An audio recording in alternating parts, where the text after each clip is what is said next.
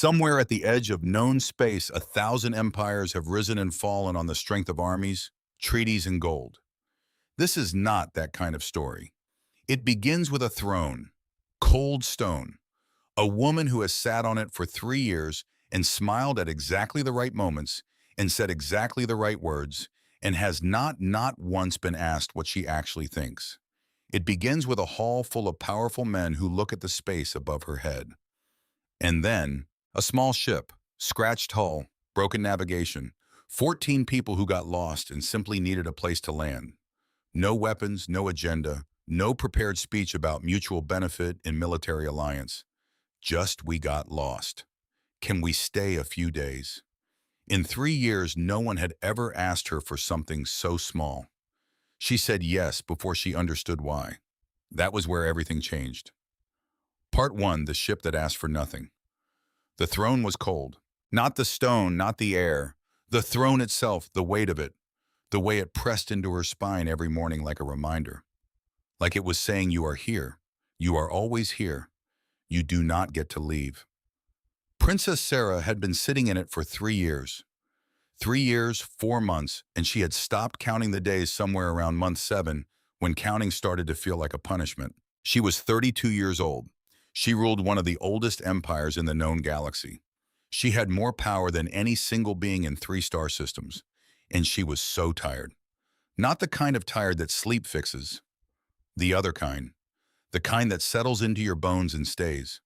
The kind that comes from smiling at the right moment, nodding at the right moment, saying exactly the right words, in exactly the right order for 3 years, without once being asked what she actually thought. The ambassador was still talking. He had been talking for 19 minutes. Sarah knew because she had counted. She counted things when she needed something to hold on to. The number of pillars in the Grand Hall 41. The number of steps from her chamber to the throne 63. The number of times this particular ambassador had glanced at her face versus the space above her head, 0 versus 11. He wasn't talking to her. He was talking to the throne. The combined fleet of over 400 warships, the ambassador was saying. His robes were deep crimson, very expensive. His gestures were practiced smooth. He had done this before. The Drexian Dominion offers military protection, resource sharing, and a trade network that spans. Thank you. Sarah said it quietly, clearly, without moving. The ambassador stopped, blinked. Your Highness, I haven't yet presented. I know. She folded her hands in her lap. I've heard enough. The silence that followed was the silence of a man trying to decide if he'd misunderstood. He hadn't. She watched him figure that out. Lord Caven stepped forward from the left side of the hall. He always stepped forward. He was 48 years old and had been stepping forward at inconvenient moments for all 3 years of her reign. Your Highness, he said carefully, perhaps the ambassador might be given. He's been given 19 minutes. Sarah turned to look at Caven. Just looked. He stopped talking. The answer is no. Thank him for his time. The ambassador left. His footsteps echoed longer than they should have. Caven waited until the great doors closed. Then, that was the 17th delegation this year. Yes. The council is beginning to ask questions. The council can ask whatever it likes. Sarah. He dropped the title. He only did that when he thought she was making a mistake. You cannot keep refusing everyone. The Empire needs allies. The Empire needs... What did he look like? She asked. Caven paused. I'm sorry. The ambassador. What did he look like? What color were his eyes? A long silence. Caven opened his mouth, closed it. You don't know, she said. Not cruel, just tired. Neither do I, because he spent 19 minutes looking at the space above my head. He was not speaking to me, Caven. He was speaking to what I represent. She stood, her robes deep copper, the color of old stars, shifted around her. I will not make a decision about the future of this empire with someone who cannot be bothered to look me in the eyes. She walked out before he could answer. Her private study was 3 corridors away from the throne room. Small, deliberately small. She'd had the larger one closed off in her first month because the size of it made her feel like a piece of furniture. The walls here were old stone, dark. She liked the dark. It didn't demand anything. She stood at the narrow window and looked out at the capital city of Kale Prime. The twin suns were low today, casting everything in amber. Below the city moved, ships humming between towers, citizens going about their business, buying things, selling things, arguing, laughing. None of them knew she was watching. None of them were watching back. This is the thing no one tells you, she thought, about power, about ruling. They tell you it's lonely, but lonely sounds like something you fix, like something you solve. This is different. This is being surrounded by 100 people who care deeply about what you decide, and not one of them caring about you. Her father had warned her, in his way.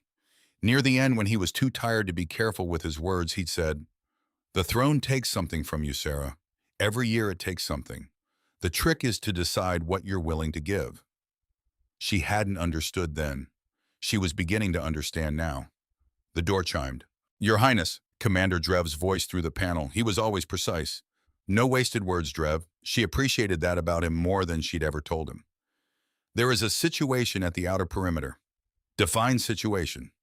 A vessel has entered KL space and is requesting emergency landing clearance."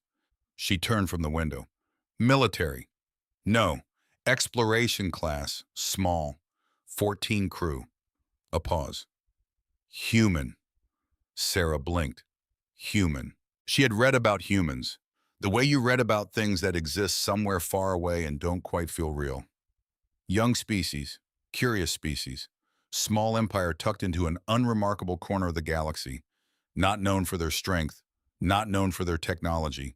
Not particularly known for anything, if she was honest. What do they want?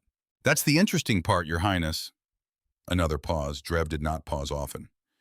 "They say they don't want anything. Their navigation system failed. They didn't know they were in our territory until our perimeter sensors flagged them. They're requesting clearance to land, make repairs, and leave." Sarah stood very still. Make repairs and leave. No alliance proposal. No list of resources. No carefully rehearsed speech about mutual benefit and military strength. Just, "We got lost. Can we land? We'll go when we're done." Something shifted in her chest. Small, quiet, like a door she'd forgotten existed opening just a crack. "Grant them clearance," she said. "Have Commander Drev meet them at the platform." A longer pause this time. "Your Highness, protocol for unknown vessels." "Grant them clearance." She turned back to the window. "I'll receive them in the throne room. 1 hour." She didn't examine why. She'd learned not to examine the small things too closely. Sometimes something just felt different. And different these days was the most valuable thing in the universe. The ship was called the Callisto. Sarah watched it land from the upper gallery alone, the way she watched most things. It was a small vessel, practical. No ornamentation, no display of wealth. The hull was scratched in 3 places and the left stabilizer was running at a visible lean, which explained the navigation failure. 14 figures emerged. She found him immediately. She wasn't sure how. He wasn't the tallest. He wasn't the most striking. He was simply the one who stepped off the ramp and looked up first, not at the palace, not at the towers, not at the guards at the sky. Like he was checking where he was, getting his bearings. Then he looked around, calm, methodical. His eyes moved the way someone's eyes move when they've been in unfamiliar places enough times that unfamiliar stopped being frightening. He was perhaps 40, brown hair going gray at the sides. An unremarkable face in the way that faces become unremarkable when they've spent a long time outdoors and just lived in them. Not handsome in any calculated way, just present. Fully present in a way she hadn't seen in a long time. Commander Drev approached, said something. The man nodded. Not deferentially, just acknowledged, like equals agreeing on a direction. Interesting, Sarah thought. She stepped back from the gallery window. 1 hour was not enough time. She needed to think. She did not in fact think, she paced, which was thinking in a different form. Elder Mova found her at it.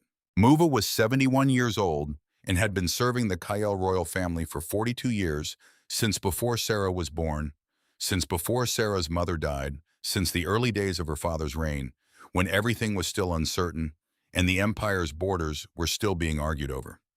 She had outlasted advisors, generals, and 3 different political factions. She was small and dark-robed and moved so quietly that Sarah still occasionally startled when she appeared. "You're wearing a path in the stone," Muva said. "The stone can handle it." Muva sat down in the chair by the window. She always sat in that chair. Sarah had never once told her that she could. She just started doing it years ago, and it had become a fact of the room. The human ship. "I'm not thinking about the human ship. You've been pacing for 20 minutes. Sarah stopped, turned.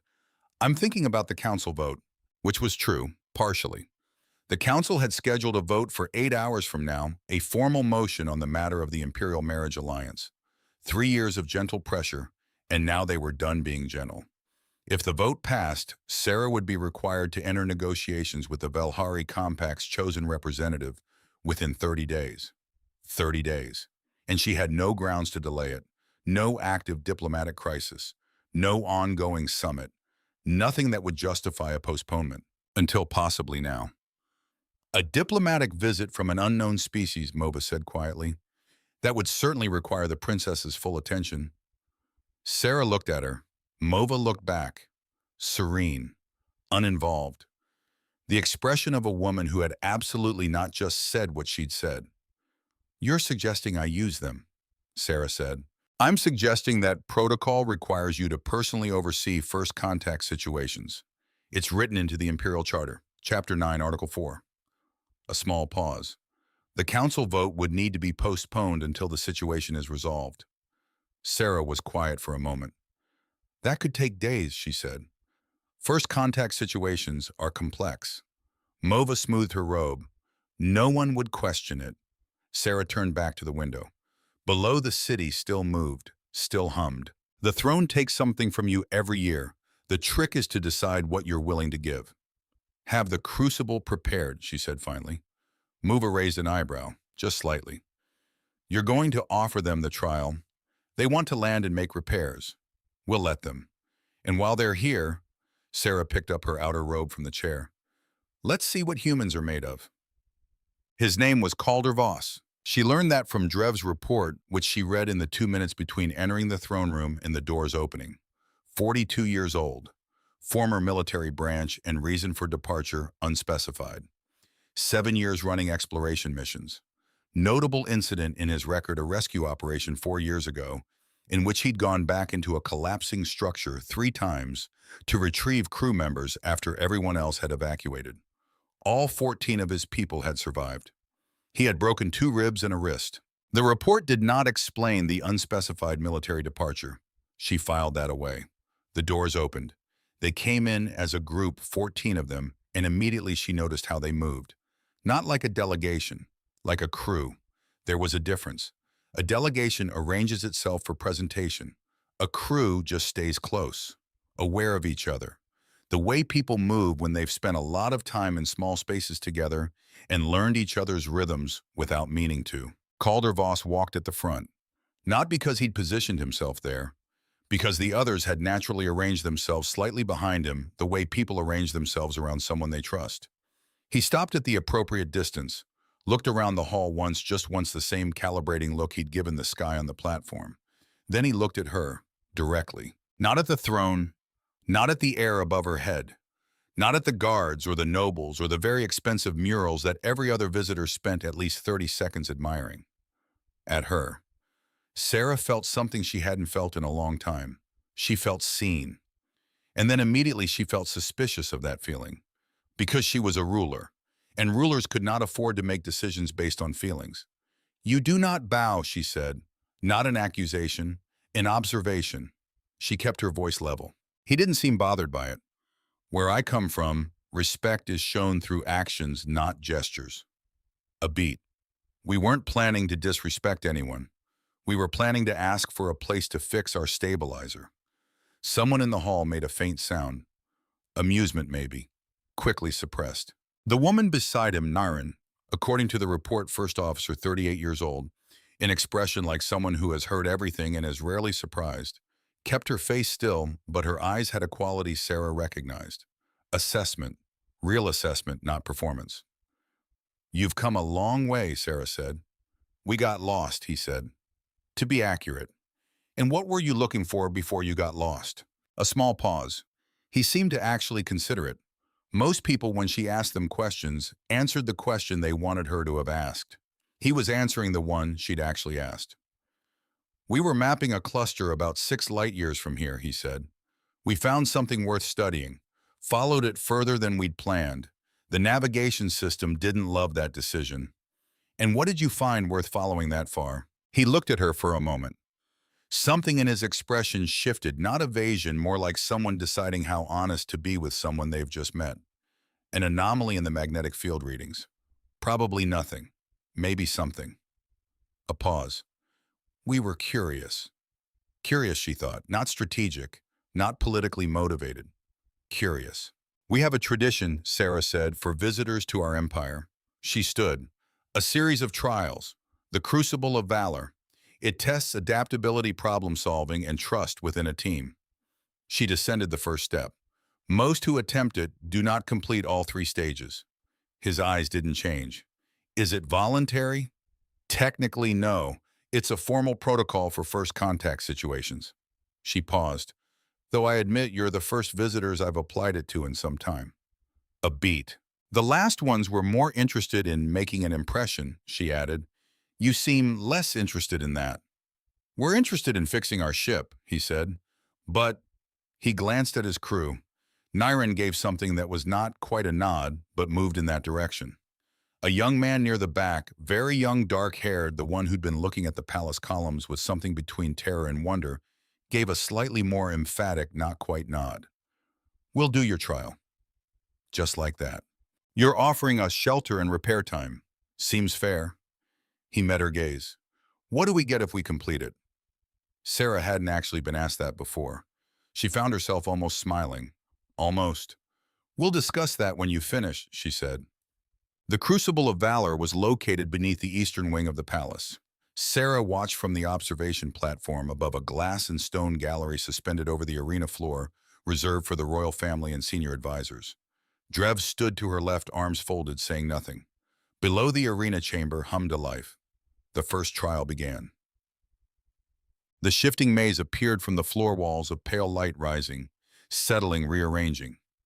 The 14 crew members found themselves separated into different sections, unable to see each other. The walls moved constantly, a slow rotation like breathing. The pattern was there for anyone who looked for it. Most visitors didn't look for it. They ran, tried to find exits by instinct, by force. The lights didn't respond to force. Calder Voss stood still. Sarah leaned forward slightly. He stood in his section of the maze and watched the walls. Not frantically, not with the deliberate performance of someone showing off. He just watched, tilted his head, waited. His lips moved and she realized he was counting. Then, everyone listen. His voice through the communicator calm. The walls move on a cycle. Watch for the flicker in the light before each shift. It happens, about 2 seconds before the wall moves. Use it to predict the path. Don't run. Move steady. Call out your position every 30 seconds. One by one, his crew responded. The young one, Tobias, the report had said 24 years old, currently looking like he wanted to be anywhere else in the galaxy, called in his position, and then immediately said, I think I'm turned around. Which direction is the light pulsing strongest? My left? Then go right, slow. Slow, got it. Slow is fine, slow is great. I love slow. Niren's voice dry as stone. Tobias, still going slow, not panicking, definitely not panicking. One section at a time they moved. They regrouped in the center of the maze. All 14. Not because they'd all found the exit individually, because they'd navigated toward each other, toward a shared point, following each other's voice. And then just before the final pathway opened, Tobias's signal dropped. His position stopped updating. Calder had already reached the center point. One step forward and the trial would register completion. He went back. No announcement, no deliberation. He simply turned around and went back into the shifting walls, retracing the path following the last coordinates Tobias had called in. Found him wedged in a section that had reconfigured around him, walls too close to move easily. I'm fine, Tobias said. Mostly fine. I know. Calder studied the wall pattern, counted, waited for the flicker. 2 seconds. When I say move, move left, then immediately forward. Don't stop. What if? Don't stop. The flicker came. Move. Tobias moved. The wall shifted a half-second behind him. They regrouped at the center, all 14. The trial ended. The chime sounded. Sarah turned to Drev. He was watching the arena with the expression of someone doing rapid internal recalculation. He said. For Drev, that was practically a speech. The second trial. 5 pedestals, 5 crystals, each glowing a different wavelength. A large sealed door beyond them. The wrong choice would lock the door for the remainder of the trial, a costly failure. The right choice required reading the energy signatures against the symbols carved into the floor and selecting the crystal with the lowest resonance frequency. Most visitors tried to guess. Power in most species' experience meant the brightest option. The biggest. The one that felt most significant. Sarah watched Calder step back. He stepped back, away from the pedestals, and he turned to Niren, said something she couldn't hear from the gallery. Niren moved to the floor symbols. Spent 40 seconds studying them, really studying, not performing study. Then she went to the crystals, examined each one in sequence. She came back to Calder, said something. He nodded without hesitation. She chose. The door opened. Drev made the sound again. Slightly more emphatic this time. Sarah realized she had moved closer to the gallery rail without noticing. The thing that had caught her, the thing she was trying not to examine too closely, was the moment Calder had stepped back. The automatic quality of it. He hadn't deliberated. He hadn't made a show of trusting his first officer. He had simply instinctively moved aside and let her lead, because it was her domain, her expertise, and he knew it. Sarah had watched over 3 years countless demonstrations of leadership. She had sat through military briefings and diplomatic assemblies and economic councils. She had seen what most leaders look like when they were trying to seem like they trusted the people around them. It looked nothing like that. The third trial. The arena went dark, a single dim light, a vast empty space, and then a sound. Low, resonant, something large. Tobias's voice very quietly. That is a sound I have never wanted to hear. The creature came out of the shadows. It was the Kael war beast, the same one used in every third trial for 200 years. Large, fast, its scales shifted and flickered as it moved, phasing between visibility and near transparency at irregular intervals. The timing was unpredictable. That was the point. You could not hit something you couldn't time. Most visitors tried to hit it anyway. The crew of the Callisto scattered, but they didn't scatter in panic, they scattered in pattern. They spread to the perimeter of the arena, backs to the walls, weapons raised. Waiting. Don't fire until it fully materializes, Calder said. And if it charges before it materializes, Niren, move, keep moving. Don't give it a fixed target. What do we do if Tobias started? Move first, ask second. The creature charged, the crew moved.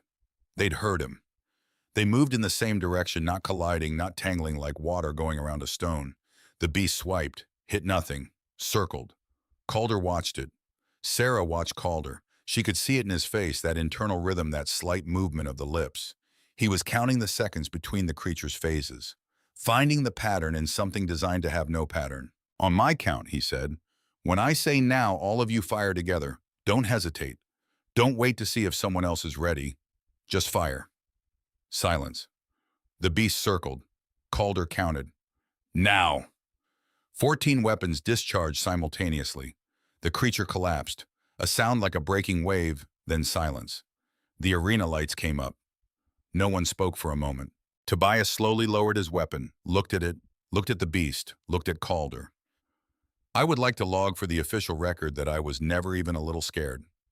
Noted, Calder said. I was extremely scared, Tobias added. Also noted. From the gallery above, Sarah heard a sound she hadn't expected. She was laughing. Not loudly, not in a way that carried, but the sound was there, quiet and real and slightly startled, like something that had escaped before she could decide whether to let it out. Drev looked at her. She straightened, looked forward, composed. Bring them to the hall, she said. She met him halfway down the throne room stairs. She hadn't planned that. She'd intended to stay on the throne. It was proper. It was protocol. It was the way these things were done. But her feet had carried her down the steps while she was still deciding. And by the time she noticed she was moving, stopping would have been more conspicuous than continuing. Calder Voss stood in the center of the hall, his crew behind him, and watched her come down the stairs without changing expression. "You passed," she said. "We noticed. Most do not. We're not most. Not arrogant, just accurate. The way you'd say the sky is that direction or water runs downhill." She stopped 3 steps from the floor, eye level with him almost, close enough to see that his eyes were a particular shade of gray-blue that she didn't have a word for in Kyle, close enough to see the small scar at the corner of his jaw that wasn't in the report. "I want to ask you something," she said, "and I want you to answer honestly, not diplomatically. I'll do my best. Why did you go back for your crew member in the first trial, the young one? He was stuck. You'd already reached the center point. The trial would have ended with 13 if you'd stayed." A pause. Not because he was deciding what to say, because he was actually thinking about it. The difference was visible. "Because I left him behind once," he said. "A long time ago. Different situation. I left someone behind because it was the logical choice and the mission objective required it." He looked at her steadily. "I was right tactically. I've thought about it every day for 6 years." The hall was very quiet. "So no," he said. "Not going back wasn't an option." Sarah looked at him for a long moment. Then she turned toward the door at the side of the hall, the one that led to the map room, the planning room, the room where decisions that actually mattered were made. "Come with me," she said. "Leave your crew to rest. I want to show you something." He followed. No hesitation, no negotiation, just followed. And from somewhere near the back of the hall in a corridor shadow, where she had no reason to be, Elder Mova watched the two of them walk through the door and said nothing and smiled. The map room was smaller than the throne room by a factor of 10. That was the first thing you noticed. The second thing was the maps themselves, great holographic charts of the Kyle Empire and the surrounding systems floating in the air above a circular table casting blue-white light across everything. Calder stopped when he entered and looked up. Just looked. The way he'd looked at the sky when he landed, getting his bearings, taking it in. "This is your territory," he said. "This is what we know of it." Sarah moved to the table. "We are not small, Captain Voss, and we are not without allies. But there are things we are missing." She brought up a section of the map, the edges where the charted space gave way to gray uncertainty. "You travel to places other species do not. You follow anomalies in magnetic fields for 6 light years without a political objective." "We're curious," he said, the same word he'd used in the throne room. "Yes?" She looked at him across the table. "I have not met many people who are simply curious. Not curious about what they can gain, not curious about what they can use. Just," she paused, searching for the right word, the honest one, "curious about what's there." He moved around the table, looked at the gray areas. "What's in here? We don't know. Isn't that the point?" He glanced at her. "The not knowing, that's why you'd go." Yes, she thought, exactly that.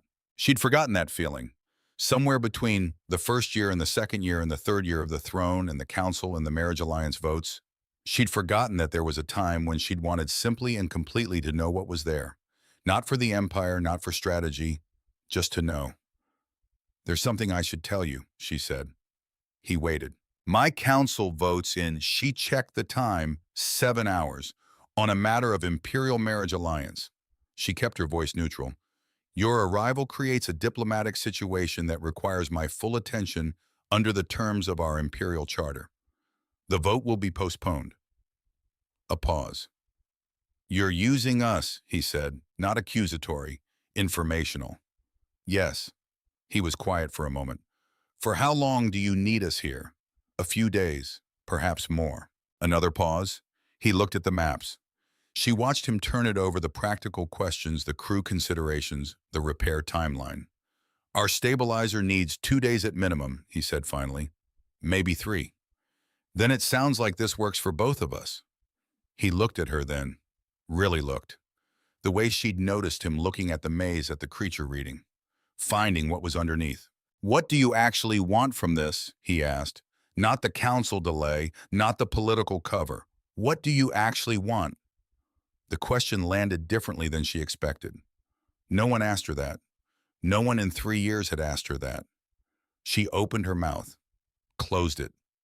She was 32 years old and the ruler of an empire, and she was standing in her own map room, suddenly unable to answer a simple question. I don't know, she said finally. Honest, it came out before she could stop it. He nodded, like that was a perfectly acceptable answer. Okay, he said, we'll stay 3 days and you can figure it out. And then he looked back at the maps, and the conversation moved on. And Sarah stood there for a moment with the strange, weightless sensation of having said something true and not been judged for it. Outside the palace, the twin suns were setting, amber fading to deep blue. In the corner of the map room, almost too quiet to hear a communication device, in Calder Voss's coat gave a single coded pulse. He didn't notice. He was looking at the gray places on the map. Somewhere in the palace, Elder Mova sat alone in her small chamber, her hands folded in her lap, and thought about things she had not yet said. Somewhere in the barracks wing, General Skarev stood at his window and looked at the landed ship on the platform below. He had been looking at it for a long time. He had the expression of a man watching something he recognized. The expression of a man watching a mistake he had seen before. That night, Sarah stood at the window of her private study and did not pace. She stood still, which was different, which meant something. The day had been, she was trying to find the right word. Not extraordinary, not world-changing, just different, small and different. He looked at me, she thought. That's all. He just looked at me, like I was a person and not a throne. She pressed her fingertips against the cold glass. That shouldn't be enough, she thought. That shouldn't be the thing that... But it was. That was the thing. 3 years, 17 delegations, hundreds of officials and generals and advisors and nobles who cared enormously about what she decided and not at all about who she was. And one human captain who got lost, fixed nothing yet, and looked at her like she was worth looking at. She exhaled, watched her breath fog the glass. 3 days, she thought. She turned away from the window. 3 days was not very long. She would have to make it count. Part 2. What happens when someone actually listens? The morning after the crucible, Calder Voss did something no diplomatic visitor had ever done in the 3 years of Sarah's reign.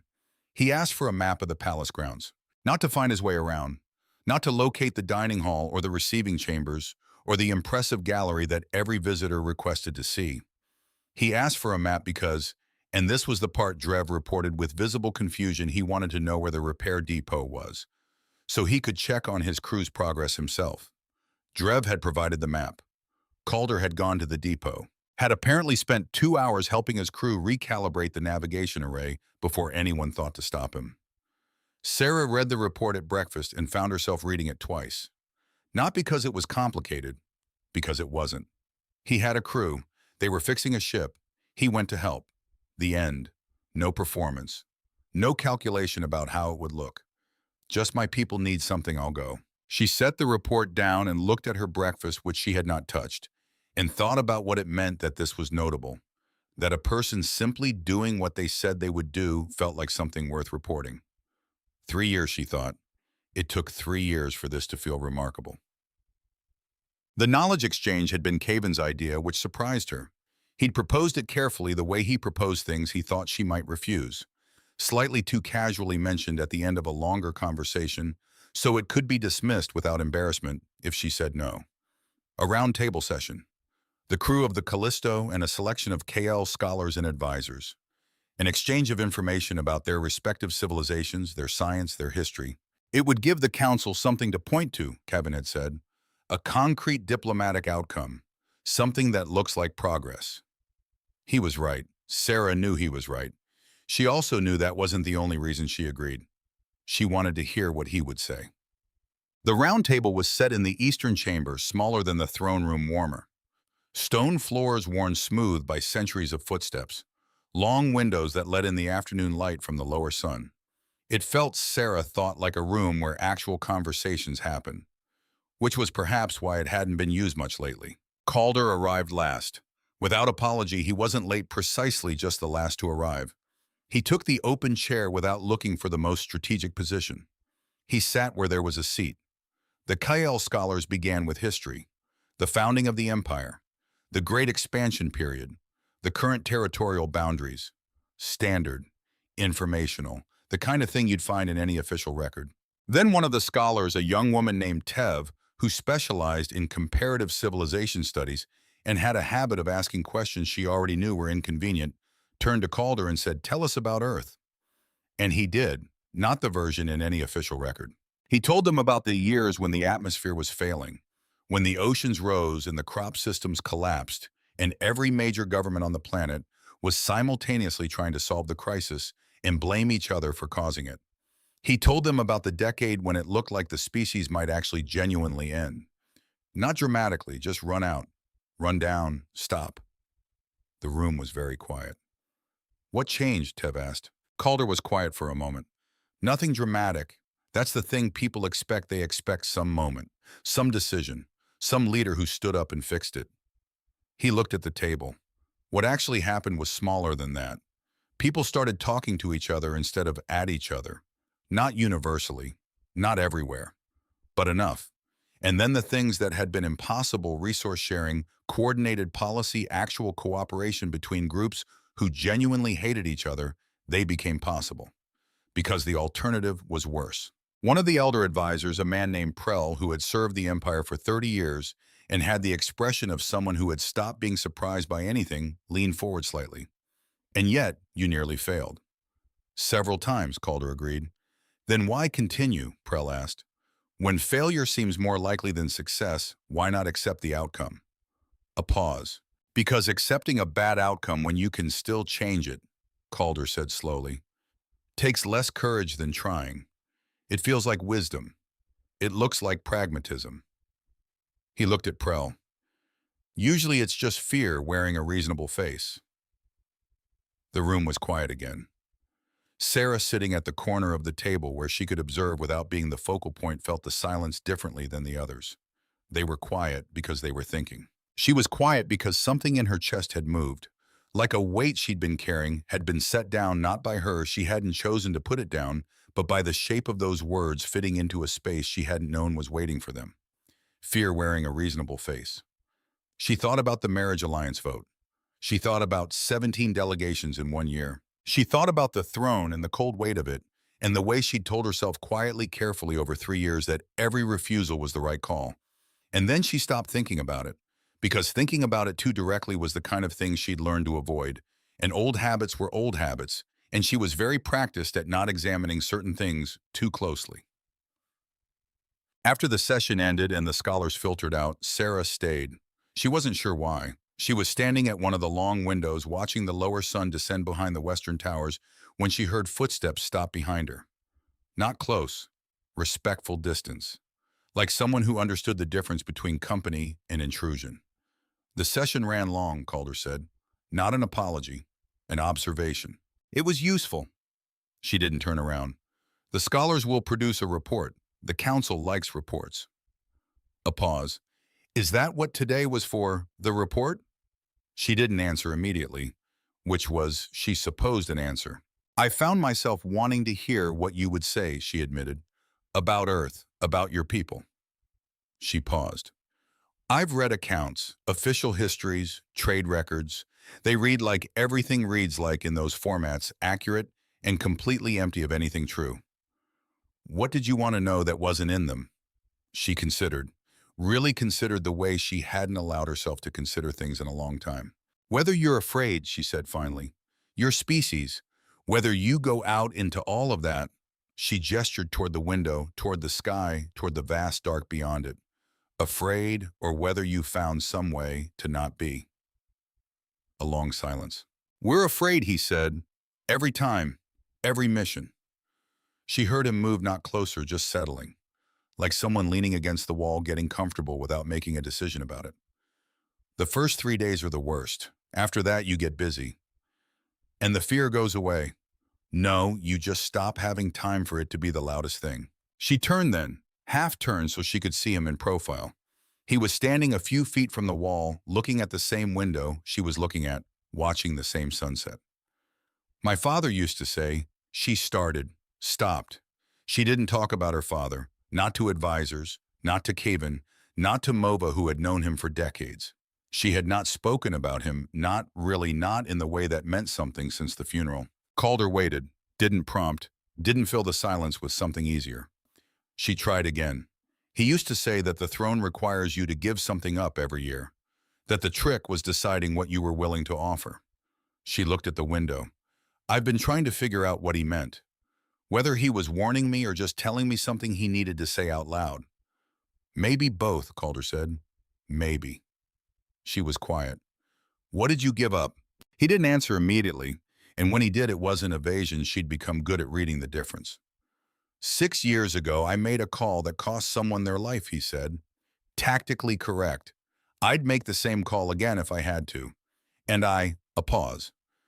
I gave up the ability to be comfortable with that, to file it away.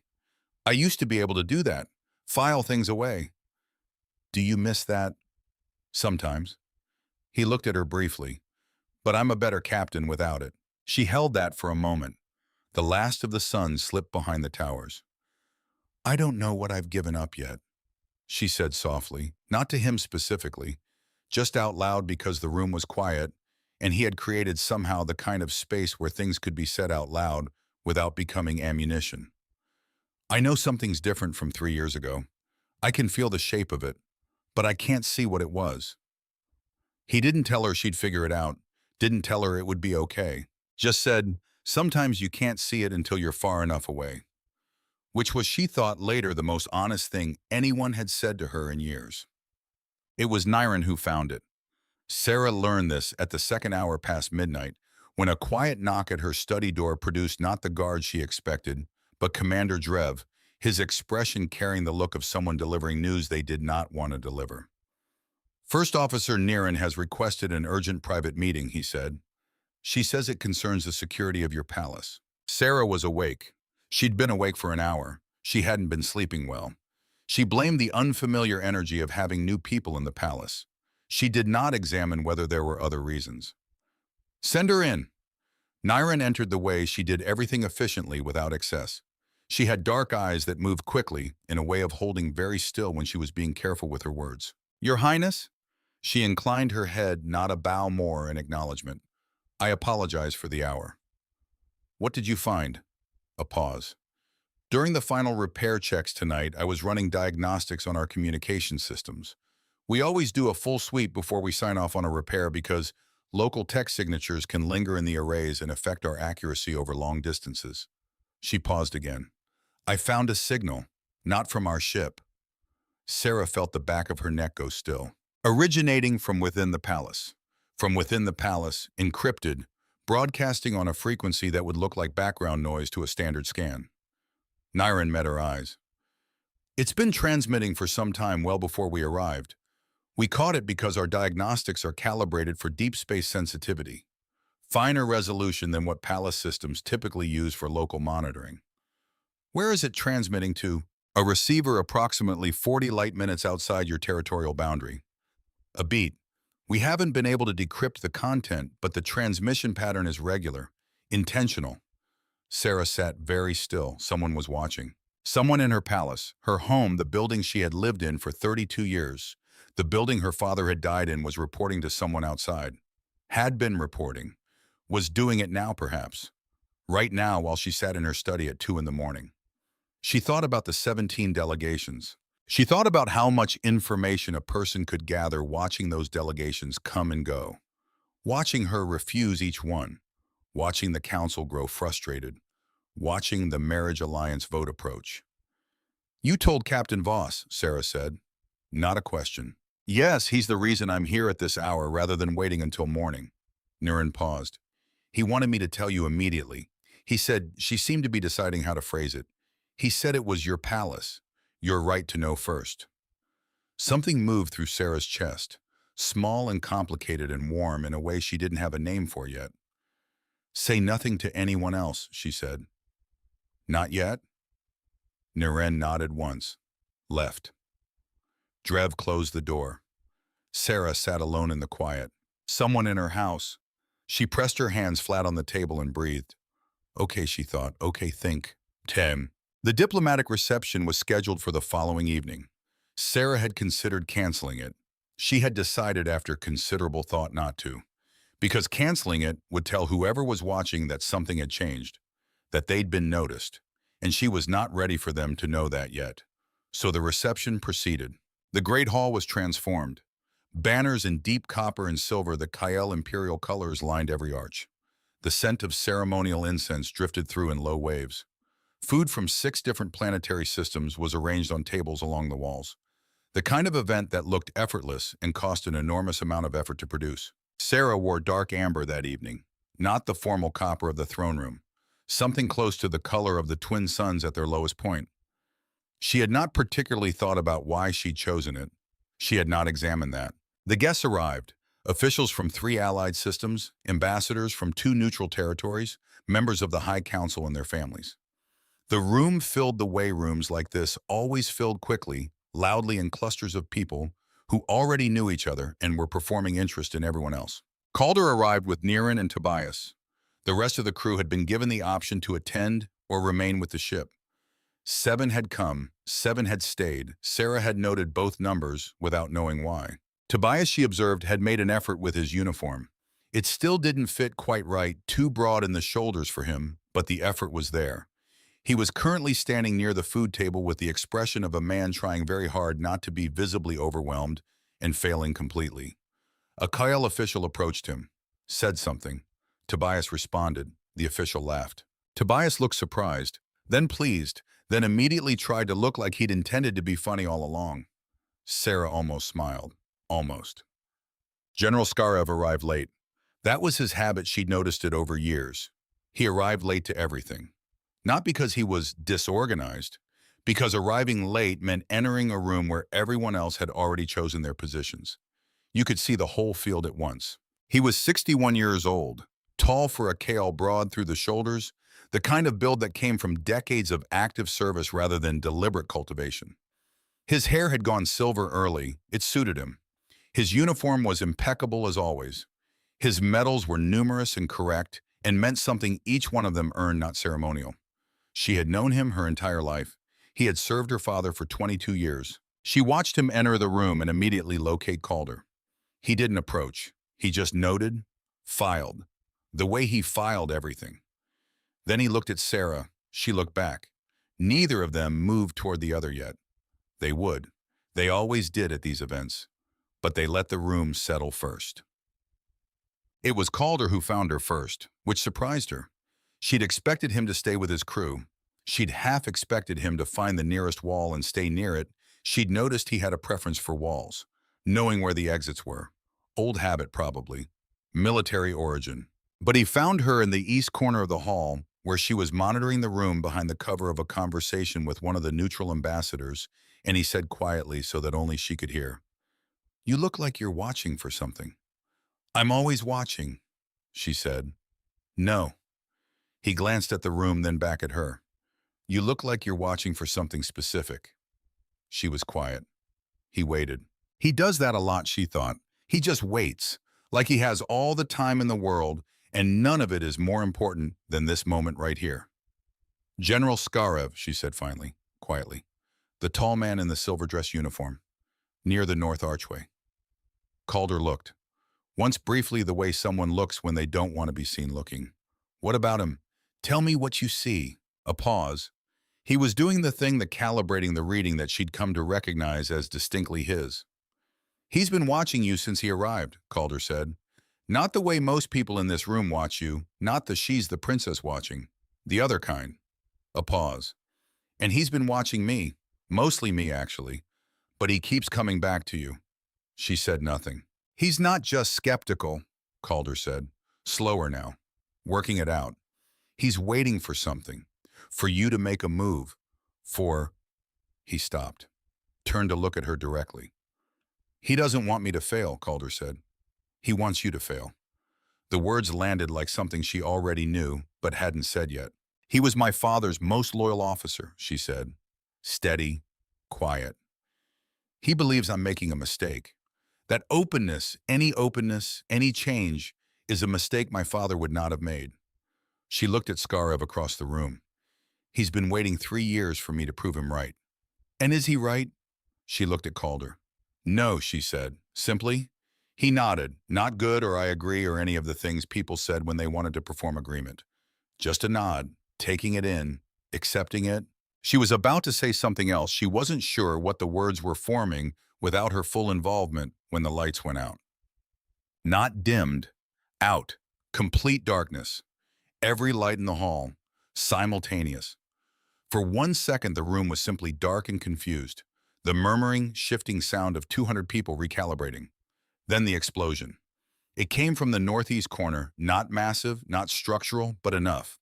The force knocked tables sideways, shattered glass, sent guests stumbling in the sudden chaos of smoke and shouting, and the hard, bright flash of emergency lighting snapping on a half-second too late. Guards moved, weapons drawn, voices calling positions. And from the smoke figures, dark-robed, masked, moving with coordination, with training, not rebels, not an opportunistic attack. This had been planned. Sarah felt Calder's hand on her arm, not grabbing, not pulling, just there. Present. Behind the column, he said, low and clear. 15 seconds. She didn't argue. Because it wasn't a command, it was information. Here is what the next 15 seconds should look like. And she was fast enough and practical enough to take good information when it was offered. They moved. The column was broad stone, old. It had been standing for 300 years. Sarah pressed her back against it and thought 14 attackers estimated based on the movement patterns in the smoke. Maybe more.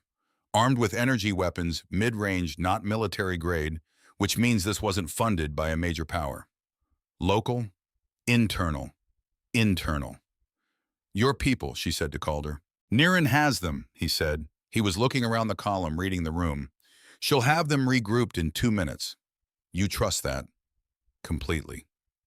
She pulled her own weapon, the slim energy blade she wore at her hip, always not for ceremony, for the same reason she'd learned to fight at 14, because waiting to be protected was a way of choosing helplessness.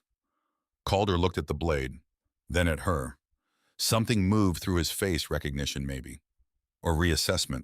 You weren't planning to stay behind the column, he said. I was planning to think behind the column, she said. Thinking and then acting are different steps. A beat. Fair, he said, and then they were moving. Dien. The battle was not elegant. Nothing real ever was. Sarah fought the way she'd been trained efficiently without waste, conserving the blade's charge for the moments that required it. She was aware of Calder in her peripheral vision the way she was aware of the smoke and the sound of energy weapons and the positions of her own guards as data. Important data. Data that told her he fought like someone who had decided a long time ago exactly what he was and wasn't willing to do, and had made peace with both halves of that decision. He was not the fastest fighter in the room, but he was the most aware. He saw things before they happened. She registered the source of it, the same rhythm she'd seen in the Crucible. He was reading the attacker's movements the way he'd read the maze walls and the creature's phase cycles, not fighting them, reading them, and then responding to what he'd read. She filed that away. Tobias, she noted with something between horror and pride, had gotten hold of a fallen guard's weapon and was providing cover from behind an overturned table with the energy of a person who was terrified, but had decided that terror was not a reason to stop. Tobias, Niren's voice from somewhere in the smoke. I'm fine, Tobias said. Mostly fine. Statistically fine. Get lower. Getting lower. Very low. I am essentially a floor at this point. Sarah disarmed an attacker and turned him over to a guard. Looked for the next and saw Calder at the far end of the hall. Standing still. In the middle of the chaos. Standing completely still. Looking at General Skarev. Skarev was watching the battle. Not fighting. Not directing guards. Watching.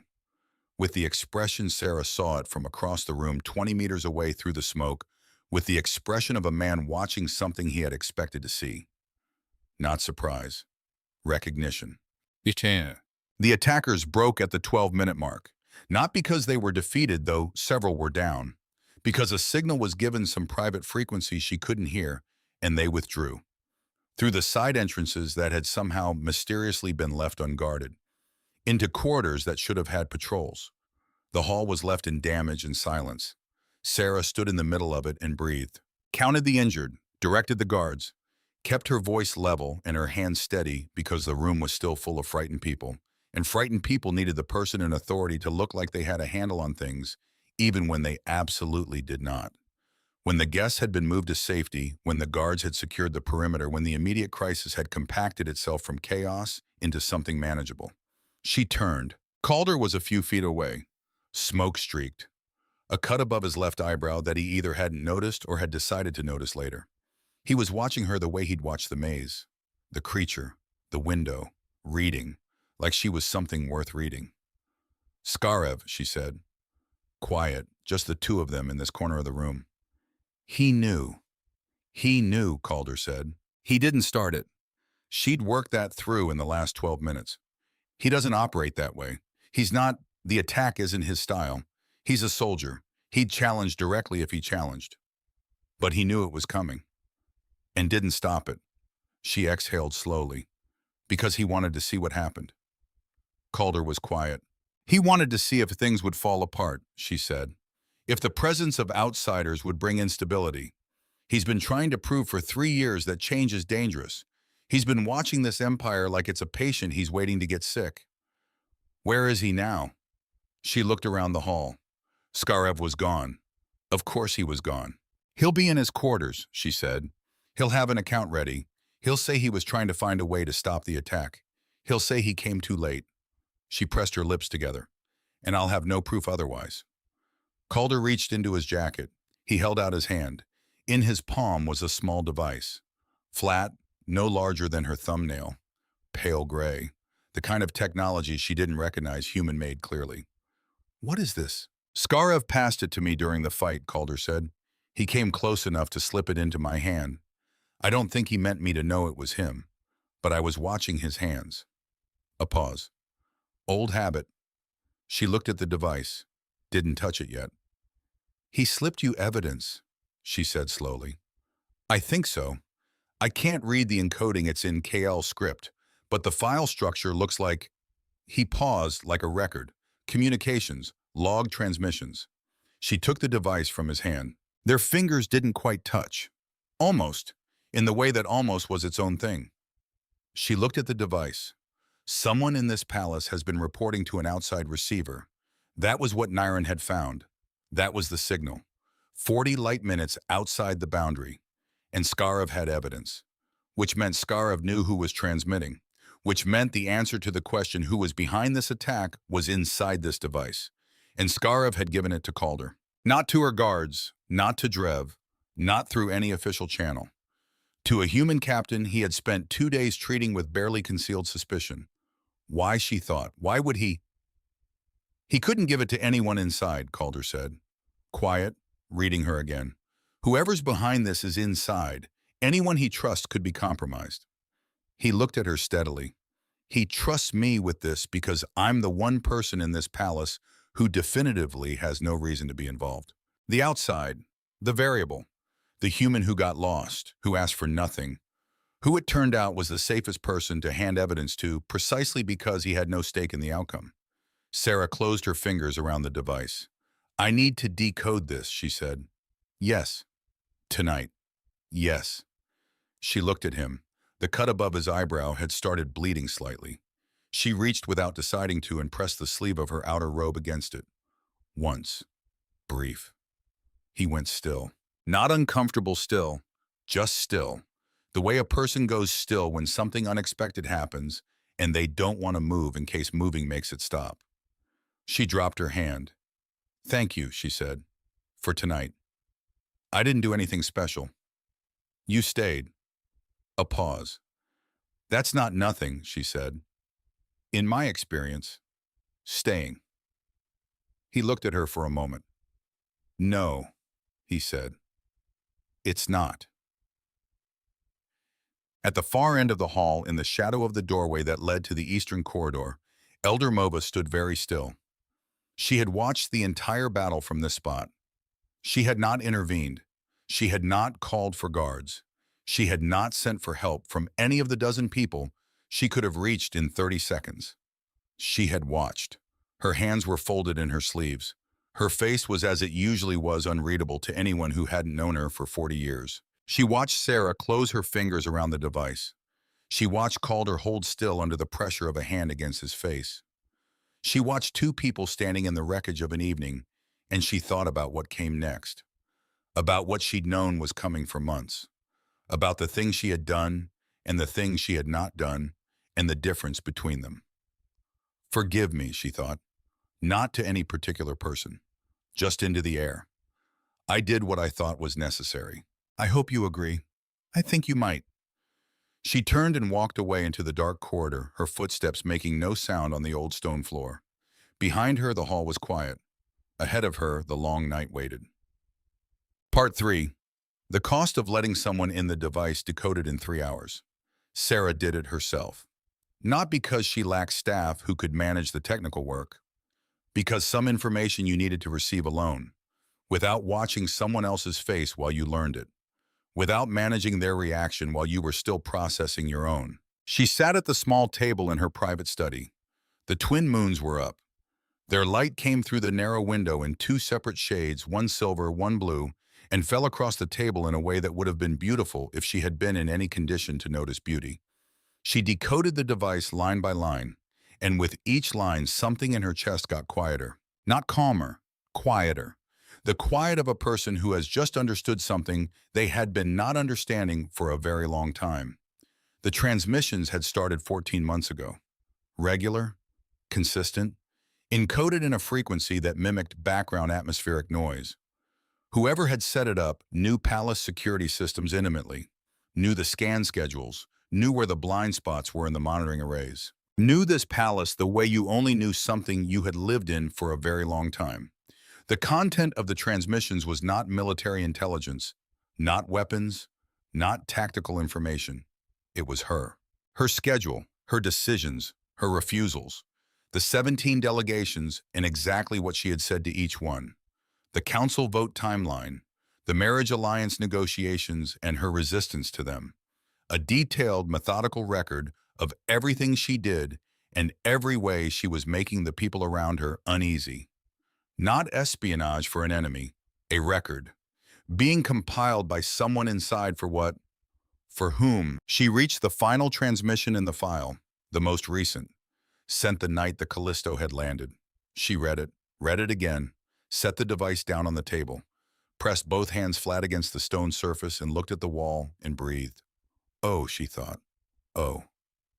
Elder Mova's chamber was at the end of the old corridor, the one that most people forgot existed because it predated the last renovation by 60 years and didn't appear on the current palace maps.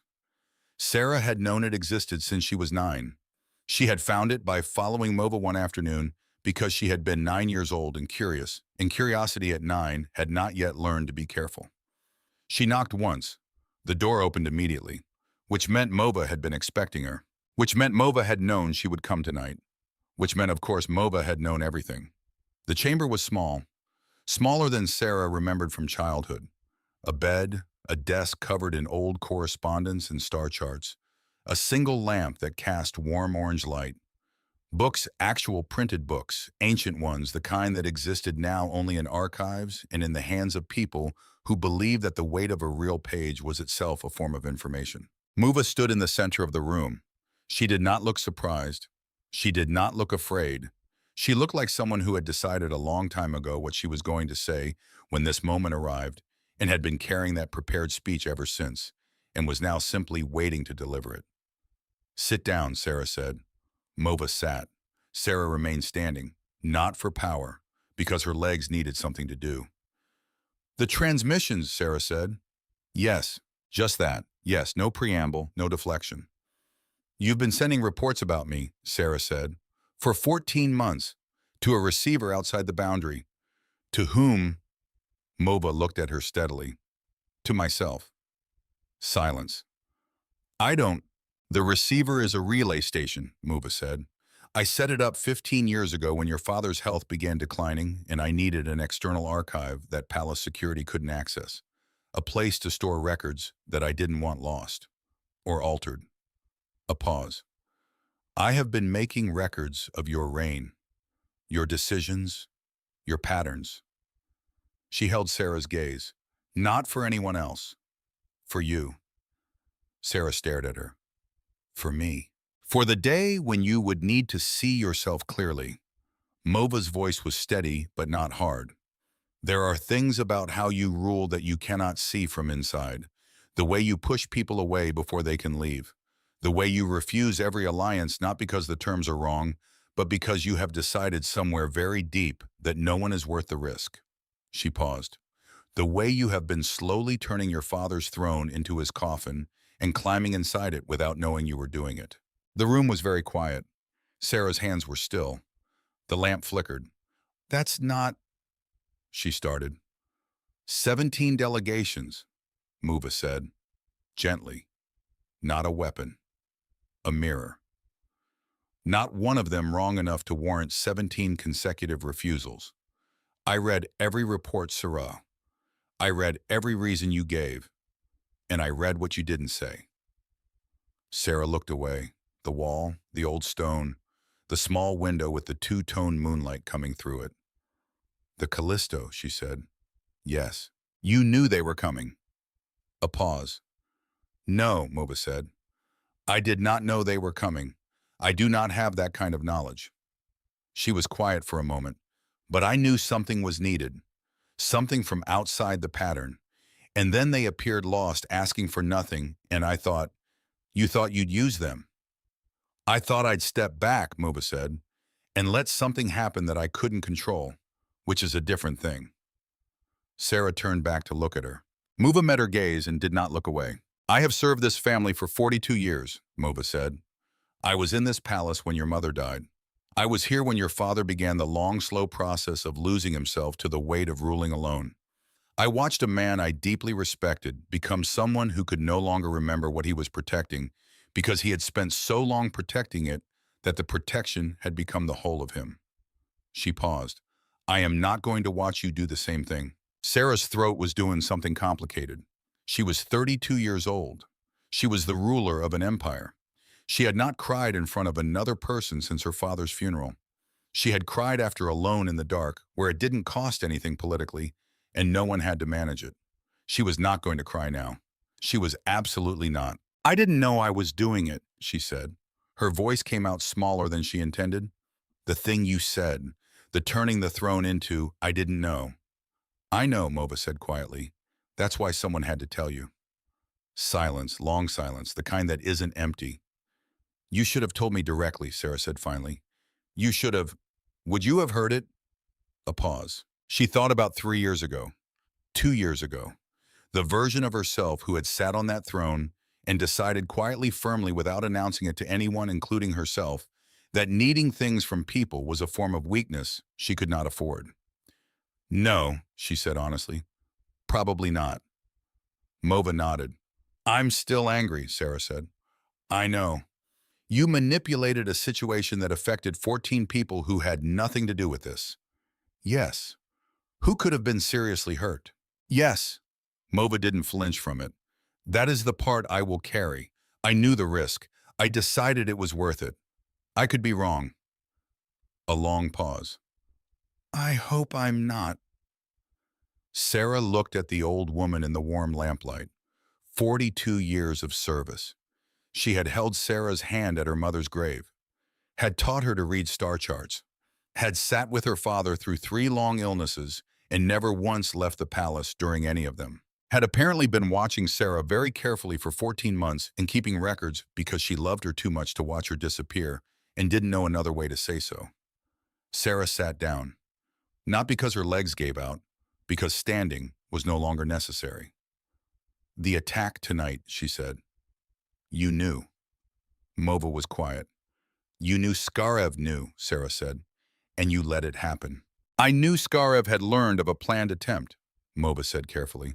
I knew he had chosen not to stop it because he believed in his way that a visible crisis would force the council to delay the vote and reassess the alliance question on its merits rather than on a timeline. She paused. I also knew he would pass the evidence to someone he trusted to be uncomplicated. Someone with no political stake. She met Sarah's eyes. I did not know people would be hurt. That was not I would not have. But you let the evening proceed.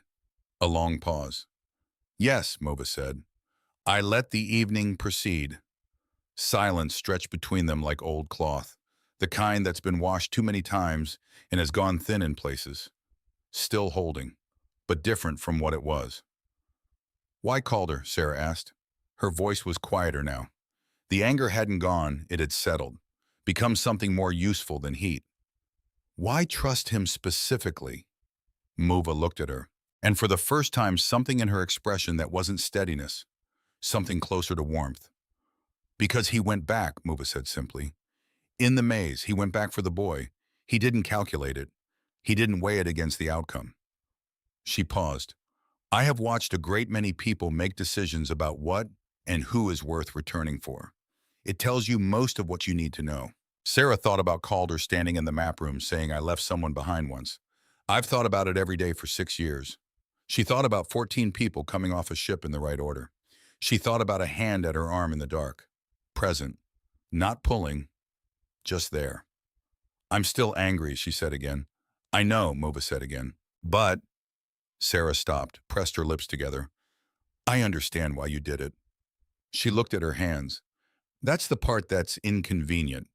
I understand it. I just wish you had found another way. Mova was quiet, then very quietly. So do I. She found him on the outer platform. Of course she did. He wasn't in the guest quarters. She'd checked there first because that was the logical place. He was on the outer platform, which required walking through 3 corridors and bypassing 2 security checkpoints that Drev had apparently cleared him through without comment, because Drev had apparently decided somewhere in the last 3 days to update his assessment of Calder Voss without telling anyone. The platform was open to the sky. No roof, no walls on 2 sides. The twin moons were high now past their peak, beginning the long descent toward the western horizon. The city below was quieter than daytime, but not silent. It was never silent. There was always some light, some movement, some ship humming between towers. Calder was sitting on the edge of a low barrier wall, looking up, not at the city, at the sky. He heard her coming, turned, looked, turned back to the sky without saying anything. She sat down beside him, not close, not far. The distance of 2 people who are aware of each other and have decided not to pretend otherwise. You found something in the device, he said. Yes. Good or bad? She thought about it. Complicated. He nodded. She looked at the sky with him for a moment. From up here, the city lights faded enough that you could see the deeper dark. The real dark. The part that went on further than you could follow. It was Mova, she said. A pause. The transmissions. Yes. She was keeping records, Sarah said. About me, for the day when I might need to see myself from the outside. She paused. She also knew about the attack before it happened. She let the evening proceed because she believed, because she decided. She stopped. Because she was trying to explain something she was still feeling the shape of. And the shape kept changing as she pressed against it. She loves you, Calder said. Not a question. Yes, Sarah looked at her hands. In the way that sometimes people who love you make decisions you didn't ask them to make because they can't stand watching you hurt yourself and they've run out of other options. Quiet. I've done that, Calder said. She looked at him. After the mission, 6 years ago, the one I told you about. He was still looking at the sky. Someone I worked with started making the same kind of decisions I'd watched myself make right before I made the one that went wrong. And I intervened. Without asking. Without... He paused. She didn't speak to me for 8 months. But she was okay. Eventually. A beat. She told me later that she understood why I did it, but that she wished I'd trusted her enough to just talk to her. Sarah looked at the sky. Yes, she said quietly. That's it. That's exactly it. They sat with that for a moment. The city hummed below them. A night bird, something native to KL Prime, a small creature with a 3-note call that she had heard every night of her childhood, called from somewhere in the palace gardens. Once, then again. Are you going to punish her? Calder asked. No. She said it without hesitation, which surprised her, because she had thought walking here that she wasn't certain. But the word came out clean. Certain. I'm going to set boundaries I should have set a long time ago, and I'm going to tell her what the boundary is and why. And then she paused, and then I'm going to let her stay. Because she's been here for 42 years, and she knew my mother, and she has never once left when it was difficult. And people who stay when it's difficult, she stopped. Are rare, Calder said. Yes, quiet. And Skarev, he said. She had thought about Skarev for a long time, walking through the corridors, standing outside Mova's door, sitting across from the old woman in the lamplight. She had thought about Skarev and his 35 years of service, and the way he had watched the battle tonight with the expression of a man recognizing something he had feared. He'll be brought before a formal inquiry, she said. The evidence Niren found the signal, the transmission records, it places someone inside the palace in coordination with outside parties who knew the reception schedule. The device Skarev gave you suggests he knows who that person is and chose not to report it through official channels. She paused. He'll answer for that, formally, with a full record. Not privately. No. She looked at the city below. Whatever is decided will be decided in the open, on record, so that in 30 years and 50 there's a document somewhere that says what happened and what it cost and what was chosen in response. Not a story. A record. He was quiet for a moment. That's harder, he said. The public thing. Yes. Most people would have handled it quietly. Most people handle things quietly because quiet protects the institution, she said. But the institution is made of the people inside it. And the people inside it need to see that the rules apply to everyone, including, she paused, including people who spent 35 years earning exceptions. Calder turned to look at her. She felt it. Didn't look back. Not yet. Your father would have done it quietly, he said. Not a challenge, a question wearing different clothes. Probably. She was quiet. I'm not my father. A beat. No, Calder said. You're not. The way he said it. Not comparative, not better or worse. Just observational, like a man who had looked at her, actually looked, and was reporting honestly what he saw. She looked at him then. He was looking at her. And for a moment, just a moment, one breath wide, she let herself be looked at. Not managed, not performed, just looked at. I don't know what comes next, she said. It came out of somewhere she hadn't planned to open. The council vote, the alliance question, whatever this, she gestured vaguely at the night at the palace, at everything, whatever this has changed. She paused. I know what I'm supposed to do. I've known that for 3 years. I'm very well trained in what I'm supposed to do. But I sat in the map room 2 days ago and you asked what I actually wanted and I couldn't answer. She looked at her hands. And I've been thinking about it ever since. And I still can't give you a complete answer. But I think, she stopped. You can say it, she thought. It's just words. You're allowed to have thoughts that are words. I think I want to figure that out, she said. What I want. Not what the Empire needs. Not what the Council requires. She paused. What I, specifically as a person who happens to be a princess, actually want my life to look like. Calder said nothing for a moment. Then, that's a good thing to want. It feels terrifying. Most good things do at the start. She looked at him. Is that something humans say? It's something I say. A beat. I don't speak for all humans. We're quite varied. She almost laughed. Almost. Tobias, she said. What about him? He told one of my officials a joke tonight. At the reception, the official laughed for the first time in what I suspect was several years. Calder's expression moved, something warm and layered. The look of someone who loved the people they were responsible for, not abstractly, but specifically, each one of them. He does that, Tobias. He finds the one thing that makes a person laugh, and he goes straight for it. He doesn't do it strategically. He just pays attention to people, and then responds to what he notices. He's going to be a very good officer, Sarah said. He already is. He just hasn't decided to believe that yet. She thought about 24-year-old Tobias behind the overturned table. I am essentially a floor at this point, said with a fallen weapon in his hands and genuine fear in his eyes and absolutely no intention of being anywhere else. Your crew, she said, they trust you completely. I hope so. It's visible. The way they arrange themselves around you, the way they settle differently when you're in the room. She paused. That kind of trust is built. It doesn't come from a title. No, he agreed. It comes from showing up the same way every time, so they always know what they're going to get. She thought about 17 delegations, about the people in her palace who watched her carefully and loved her in the way of people who feared her decisions. I want that, she said, quiet. I want the people around me to know what they're going to get, to not be reading me all the time, trying to predict me. She paused. I think I've made myself unpredictable as a defense mechanism, and I think it's been very effective and also very lonely. Yes, he said simply, no caveats, no, well, it's complicated or I'm sure there are good reasons. Just yes, I see that. You're right. She looked at the sky. The bird called again. 3 notes, down, up, down. I used to come to this platform when I was small, she said, before I knew what I was going to be, before the throne was mine. I used to come here and count the stars in the Western Quadrant and make up names for the ones that didn't have them yet. She paused. I gave up very practical things when I stopped doing that.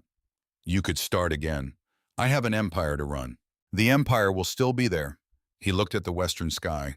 The stars will also still be there. Both things can be true. She sat with that, the permission of it, small and real. The morning came slowly. First the twin suns light in different shades, deep orange from the larger sun, pale gold from the smaller. Then the city below beginning its daily reorganization. Ships launching, markets opening, the sound of a civilization the size of Kale Prime waking up, which was not one sound, but 10,000 sounds, braided together into something continuous. Sarah had been awake for most of the night. She did not feel tired. She felt leveled, the way ground feels after rain when something has settled and compacted and is now more stable than it was before it got wet. She handled the morning's work first.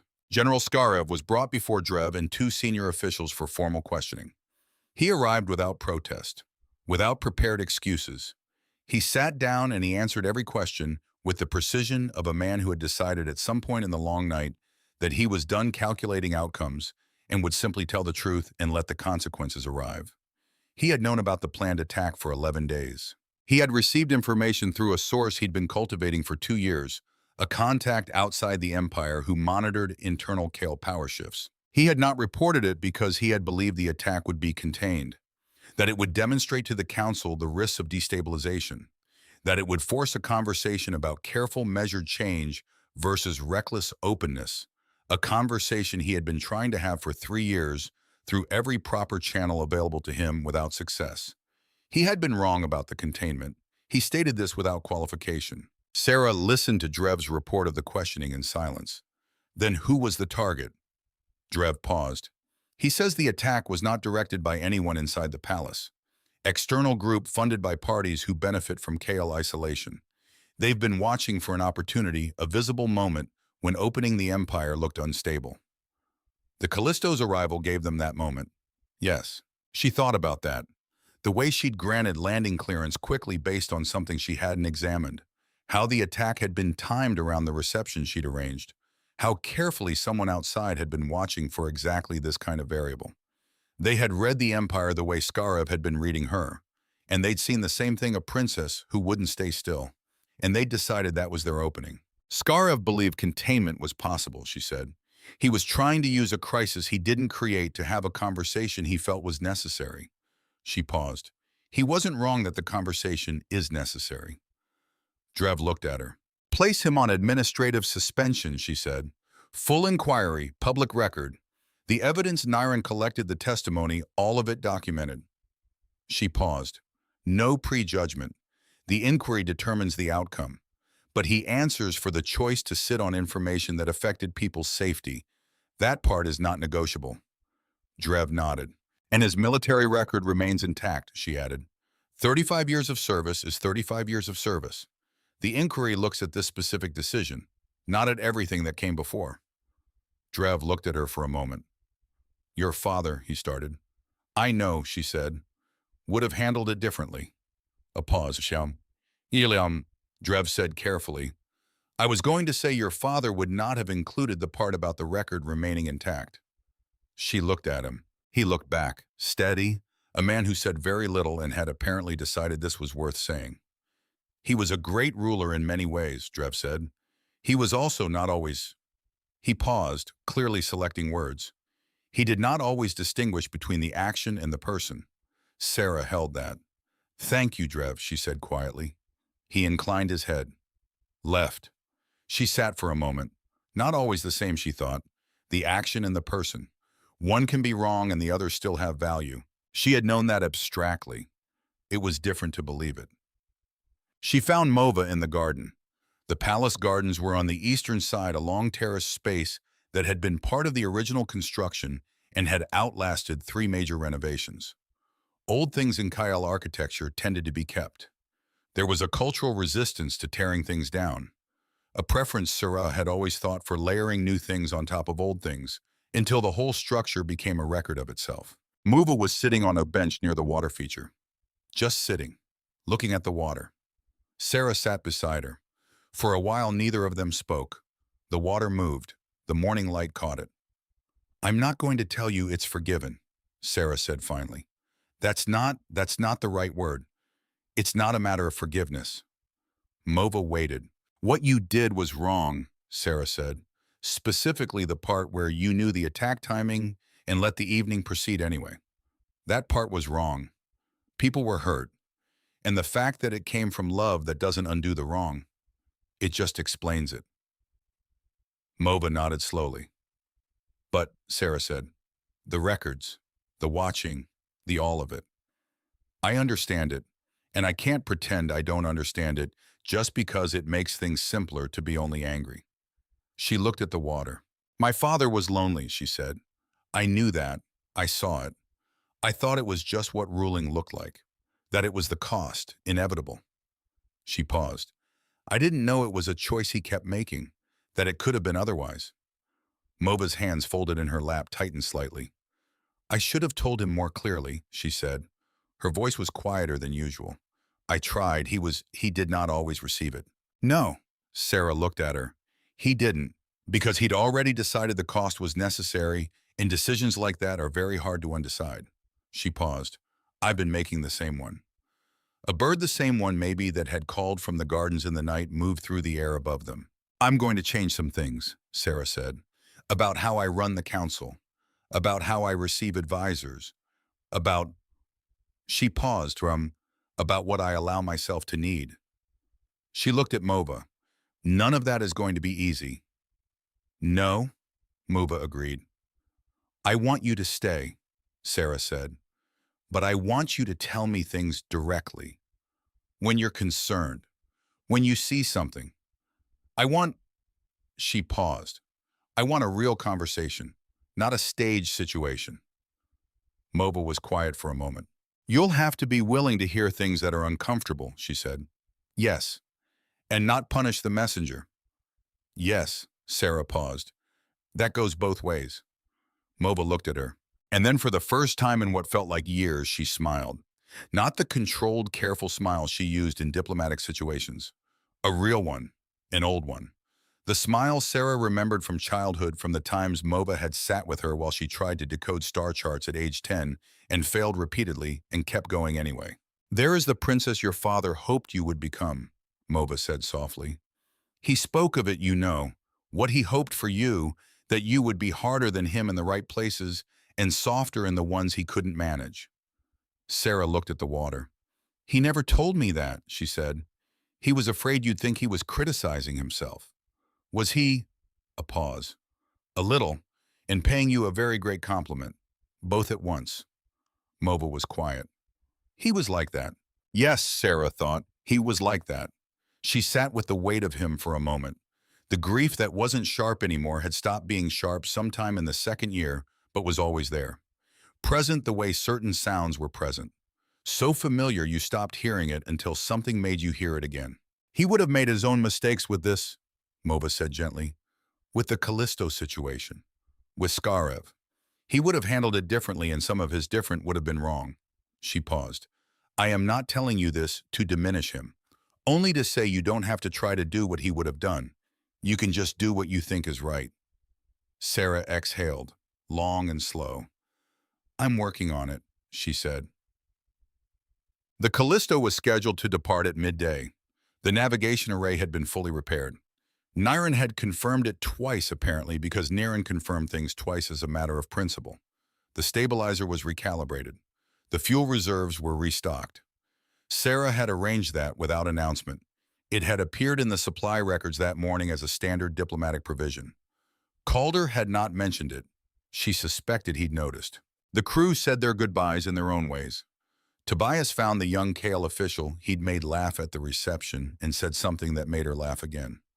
Then looked so pleased with himself that Niren, walking past, said something that wiped the expression off his face immediately. "What did she say?" Sarah asked Drev, who had witnessed this from 10 feet away. "Something about not practicing Kale diplomatic protocol on actual Kale officials," Drev said. A pause. "I thought it was reasonable advice." "And yet you're almost smiling," Sarah said. Drev straightened. "I am not." Your left eyebrow moved. "That is a reflexive facial response to ambient light conditions. The lighting hasn't changed in an hour." "Your Highness." She let him have it. The platform was bright in the midday sun. Both suns today, the larger directly overhead, the smaller at an angle that caught everything in double shadow. Every object throwing 2 shades of itself across the stone. The air was warm and clear, and the city spread below them in all directions, humming with its ordinary business, indifferent to the small human ship that was about to lift off and leave. Calder was the last to board. He walked toward the ramp, stopped, turned back. She was standing at the edge of the platform where the barrier wall met the open air. She'd meant to stay further back. She'd meant to observe from the gallery actually, which was how these things were done, which was the appropriate protocol for a departure of this level. She had instead walked out onto the platform without deciding to. Old pattern, new awareness of the pattern. He walked back to her. They stood a few feet apart in the doubled light. "The inquiry," he said. "Skarev. It's already in process. Mova. Handled." She paused. "Or beginning to be handled. It's a longer conversation." He nodded. "The council vote," he said. "Still pending." She met his eyes. "I'll address it when you've gone. I think I know what I'm going to say." She paused. "I think I've known for a while. I just needed to find the right words. Find the right version of myself to say them from." He looked at her for a moment, long enough to read, long enough to count. "Are you going to be all right?" he asked. Not "good luck" or "I'm sure you'll manage" or any of the confident predictions people made when they wanted to end a conversation without actually saying goodbye. Just, "Are you going to be all right?"